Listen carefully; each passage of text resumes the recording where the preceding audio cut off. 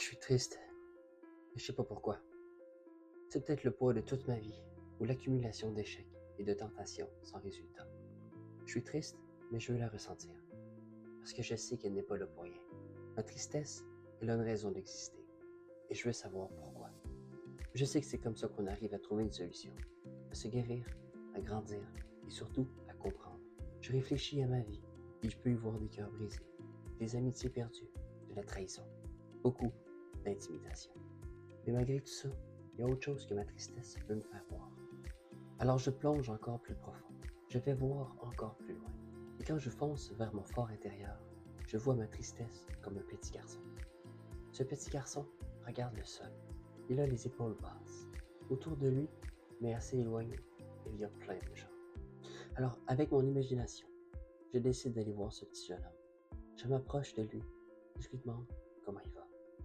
Il me répond qu'il se sent seul et que même s'il y a des gens autour de lui, il préfère garder ses distances, parce qu'il a trop souvent été brisé par le jugement des autres. Alors il reste seul, et il est persuadé qu'il va y rester toute sa vie. Tout d'un coup, je retourne au présent. Je réalise que je me suis trop souvent privé face aux autres, privé d'amitié, de communication, de nouvelles connaissances et d'amour. Je repense à la femme que j'ai rencontrée la veille, et je me dis qu'encore une fois, j'ai raté ma chance. Je me suis fermé aux belles possibilités, privé d'une belle rencontre et privé de l'avoir embrassée, alors que je savais très bien qu'elle en avait envie.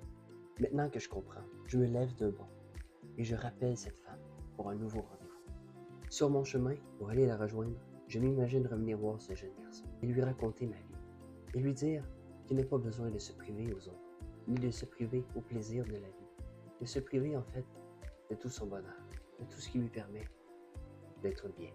Il n'a pas à s'en faire face au jugement des autres, car ces gens-là ne font pas partie de sa vie. Par contre, s'il les laisse avoir raison, il risque de se priver de beaucoup d'opportunités et d'avoir beaucoup de mal à avoir confiance en lui. Arrivé en face de cette femme, je m'approche d'elle sans rien dire et je l'embrasse. Guéris tes blessures d'enfance et ressens la différence dans ton moment présent.